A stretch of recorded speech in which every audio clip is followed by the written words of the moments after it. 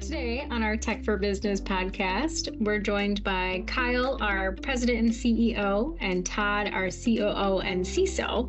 And we're going to talk about the changes coming with VMware. But before we do that, I'm going to kind of throw it to Todd to give us a little bit more of our bearings on where we are in time. So if you're listening to this 6 months down the road, you have a better idea of what we know here and now. So what is going on in the news right now? Sure. So it's late January. We are still figuring things out is the short answer. So just to kind of give a little backstory in case people didn't know, but Broadcom purchased VMware and are revamping a lot of the model. The big news is that the way that the news is being spread, I'll say, is that they're making drastic changes to their partner program. And there's a lot of speculation as to what's happening, which brings us here today.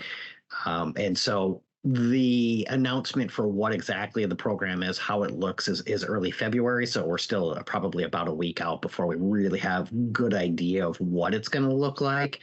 But there is a lot out there. And I think there's a lot of people that are curious. What's next? What does it mean to me, et cetera? So it's hard to talk about the changes because we don't quite know yet. But Kyle, what was kind of your first thoughts when you heard about this, and where do you potentially see those big changes coming? Yeah, to me, I mean, it's more, again, speculative side of it, given the point in time side of it, but given the history of acquisitions we've seen in an industry side of it, it looks they're simplifying the portfolio and they're getting rid of the low end products out of there that they've announced on their website and those other sides of what their intentions is. Really, in a roundabout way, to me, they're saying that's not a profitable business for us. We are going to go more enterprise. They're going into a much bigger customer base where they see most of their profits from that side of it. So I think they're going to where their more their niche or their target market is, and it's not really it's not small medium business. It is in more enterprise, and that seems to be the move that they're making with what we've heard on licensing models and other sides of it. Doesn't mean they wouldn't necessarily have something in small bit, but they're definitely getting rid of some of the very, very low end products they're going, and all those moves to me scream not our focus market, not where we're going to, make our money. So they're going to focus where the money is. And given the change in the landscape with the cloud compute and the other sides of it, where it is a shrinking marketplace in general, use that lightly side of it. But I mean, and more of those workloads are moving to cloud services sides of those. It's, it would seem to make some business sense that you go where your most profitable market is and put your energies into those areas. But that's what it appears to be to me. Yeah, I think we're kind of in an interesting time right now where we're at the beginning of the year. You're starting to see a lot of people speculate as to what's next, right? I mean, we even did it with the cybersecurity and a few other things already this year. So it is that time of year. For me, it's an absolutely fascinating time of year because it kind of gets the creative juices flowing, and it's interesting for us to kind of go, well, what do you see next coming? And I personally love that. I think it's fantastic, especially when it comes to technology. But some of the stuff I was reading somewhat recently is they're talking about subscription services specifically. And that really does seem to be the bread and butter of what Broadcom is going after. Is we think this is the way of the future. And, a lot of people have paved that path. So the path looks probably pretty clear for them. However, when I'm looking at the things that people are projecting for this year, things that they're thinking that's going to start to slow down is people subscribing to subscription services. So you're going to see that one of the big complaints that I've been reading about is that Microsoft keeps adding new features as add-ons, and they're not great about consolidating it into their current licensing model. And so people get really upset that, well, here's another thing I need to pay for. So what the market seems to be saying is we're not super keen on adding a bunch of additional add-ons. And then to see someone like Broadcom say, we're going to take that traditional licensing model and flip it to subscription and hope for the best, seems like kind of an odd move at the moment, but it could just be a point in time take on my end that says, this may not be the wisest choice at the moment, but I could be wrong. Yeah, it just seems like when you look at saying, well, we're going to get rid of the the essentials, and and may they get to the plus and their standards and their more enterprise licensing models. Those are the ones that they're talking about, even getting to subscriptions. Again, all those moves are disincenting, saying that other smaller marketplace are the ones that had very low reoccurring spend. They're just saying, yeah, not our market. We're really not going to do that anymore. And they're just cutting it off. I mean, which will definitely open the doors. There's certainly alternatives out there. And I think that's the other point that comes into it. And I think Broadcom may be okay with that. I mean, it's kind of what they're saying. I think they're saying this is where we make, this is where we make the most, and this is where we're going to put our energy for the spend we put on that. And going to a reoccurring subscription model definitely helps funding tremendously side of that versus the old, I'll buy it and then pay for renewals if I want support. Otherwise, I'll just run it forever, and they put an end to that. I mean, that starts to feel a lot more revenue stream to get recouping on an investment on a purchased, licensed property like VMware side with it. So, I think we look at our market, we speak and look at our customers and try to answer those question sides of it. We had a lot of customers that went with, that had standalone, just ESXi, the free version, or maybe they ventured into the, the essentials with a couple. Most of them had Essential Plus if they had some shared storage. So again, those customers, by all indications, will still have a subscription option to pursue side of it. Where it fits in the cost side, we're still trying to vet that out to see if it makes sense to go through it. But that's where, you start to say, okay, there's other options, and maybe consider that. If you're going to continue on with an on-premise hypervisor and you're not for cloud and you want to still maintain it and use those things, what are the other viable options as you go through it? And that's where we're positioning to make sure we're having those conversations and looking at those alternatives. Yeah, I think you make excellent points. There's a few things that, just for the audience that's out there, we typically live in the small and medium-sized businesses for organizations. And so we're seeing a lot of questions coming to us, which is pretty typical, is they're looking for the guidance that Kyle just mentioned as what's next, right? So if this change is coming, what is it? There's a lot of speculation that pricing is going to go up, which, the conversation we just had seems to be in line with where they're going, as it may look a bit more. We are invited to go through the partner exercise with them, but again, we don't know enough about it to really get into the details about it. But when people are coming to us and say, well, what's next? The response to us is, well, let's take a look at it. We'll have a bit more information in a few more weeks. But there are alternatives. You're not stuck. There are ways forward, and it'll largely depend on what it looks like. Again, for our industries that we work with, being in that medium size, a lot of times those organizations are saying, yeah, but how do I go that direction? That doesn't sound like an easy lift and shift, if you will, which isn't unusual, right? It doesn't really matter whether it's your hypervisor or if it's something else that you're making a fairly significant change to the infrastructure of your organization. That is a key strategic initiative, and it does take time and effort, and you typically do look for partners to help you through that process. So I know that we sit in this small and medium business world. Is that kind of the core of who's really going to get impacted? Or do you see any of those enterprise businesses being impacted by this change at all? Well, it sounds like they're going to get impacted because they'll have to make the switch to subscription pricing for perpetual side of it, so, but again, tend to have a little bigger, pocketbooks, if you would, to offset it. But they're going to be, I'm sure they'll be weighing other options as well, even at enterprise side of it. I mean, it is going to be just weighing the cost to what they have. I mean, in many cases, you have, there's almost always, there's a hardware component behind it, right? You have the VMware software on top of hardware. So you generally have shared storage, or you're in a hyper-converged or some, mechanism side between the compute and the storage side with it. And you got the VMware with the licensing on top of it that's doing the management and all the licensing, and if you're only X number of years into that capitalization of that hardware you purchased, then you're looking at certain software options, or do you really want to go through all the labor and conversion and all the other sides to look at, hyper-converged options, to look at, Microsoft Hyper-V or those other options to say, boy, what would that take to make that switch, even if I don't want to do it? It may be the lesser, painful route to say, well, okay, I'll pay the subscription price for now. And when I reach that cycle of refresh, then I'm going to reevaluate.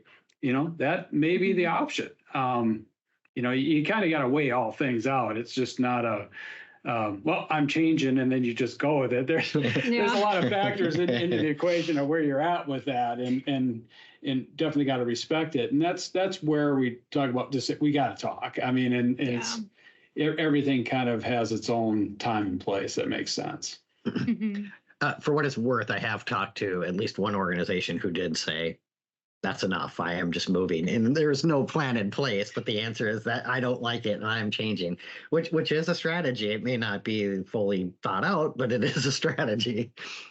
Yeah, I think for those groups that had the standalone, again, we're dealing with one server or two. They didn't have the shared storage. They didn't have a very large cluster of the other sides on it. Again, depending on your investment into the VMware ecosystem. If you're dealing with a lot of standalone servers, a little easier at that point. You can kind of say, well, okay, I'm going to switch over to Microsoft, or I'm going to investigate these other hyper-converged options that are available in the marketplace and move away. But again, they probably didn't have a huge spend in VMware either, which, to Broadcom's point, they're probably not losing a lot of sleep over it, honestly. I mean, you can get in a lot of debates over, are they right or wrong? We've seen other groups do that, and I don't know if it always works out well for them in the end when you erode market share and you just lop off, a market segment and ignore the small to medium. It looks good. It sounds good. It may sound logical, but ultimately it may not turn out positive for them. I think it's a pretty big, bold move on their part. I mean, and we've seen other very large, prominent market, technologies erode away into almost non-existence at some point on it. But you could argue that, again, all the on-premise and all those things, everything's changing so much with the cloud and the other sides of it. And, there's a point that there needs to be some radical changes. I think economically it just had to happen, hence them being sold. I mean, this is what, VMware's third owner now at this point. I mean, it's gone around the block a few times, which kind of gives you some indication that people are trying to figure out where the money is in this thing. Because if it was a cash cow, it wouldn't be sold. I think if it was. So there's obviously some things. So Broadcom, I think, is taking a pretty significant risk, to say, we believe that we can make money with this and we can do it, but they're making some drastic changes now to do it. Because it 100% has a lot of market share. It's got a lot of use. It is a very good product. They have very good products. They're very stable. It is a sound solution. The questions become long-term, what is the viability of this long term? It's not a growing and exploding market like it was 10 years ago, 10, 12 years ago. It's more contracting. And that's what they're trying to figure out. Yeah, I mean, again, for people out there trying to get an idea and get their arms around it, we'll know more in a couple of weeks. And so this may be somewhat dated almost immediately, but I think there are some trends that seem to kind of indicate that we'll see some things like probably a price increase, because again, they are trying to make money off of what they've got. They do have a huge market share. They feel like they've cornered it to some degree. But then the question will be, what is the right situation for you? And again, more information to come. There will be some stuff like, what does the roadmap look like? When did they make things end of life, et cetera? Details we just don't have at the moment. So more information naturally is going to come out as we're reading through time throughout the year. As always, there's options. That's the thing. Yes. I mean, nothing's, and always changing in the technology space. There's always things changing, and what was always the common practice at some point is no longer. So everything has its time in the sun in technology space, and then till something else comes along, and then it shifts. So, this can be a monetary shift on that side, especially in our segment, but even overall. But there's options. So that's and the option may be you still stay with VMware, you just pay a little more for it. Maybe that's the worst case. But I wouldn't probably lose a ton of sleep over it. They're not gonna stop functioning at immediately or any other point. You'll have time to make a call, and it's not gonna, you're gonna have time to have good options in front of you to figure out where to go. Yeah, for sure. As we kind of wrap up here, it's hard to sit and wait for information, but that's what we're going to have to do. Is there anything businesses can do right now, like assessing, their use in their environment? What can they do right now as we're waiting for more information? Reach out. Like for us, we would tell our customers, reach out. We want to have those conversations, I said, to assess where they're at. We can show alternatives and showcase hyper-converged solutions. We can showcase what options would look like with Hyper-V on those things while we're waiting on the cost on the VMware side of it. And again, if we know where they're at in their capitalization of other hardware, if they just purchased some shared storage and servers and those things in 2023, we probably know where we're probably likely going to be, is just saying, you probably want to hold tight. You may have to step up in licensing and just plan to pay a little more in your budget for the VMware licensing.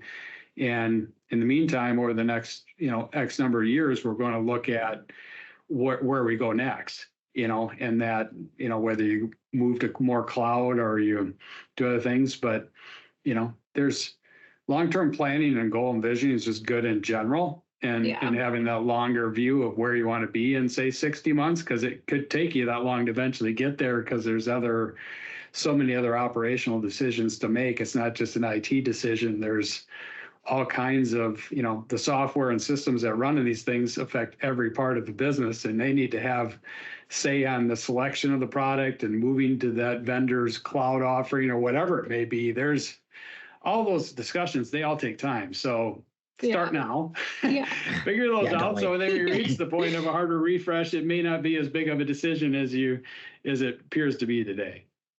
Yeah, I'd echo a lot of those thoughts. I mean, there's a lot of things that we see in the industry just in general. So coming from the cybersecurity world, I see a lot of people that are on old versions of ESXi and whatnot. So there are a lot of people that are behind, if you will, on versioning, but that doesn't imply that they're behind on licensing.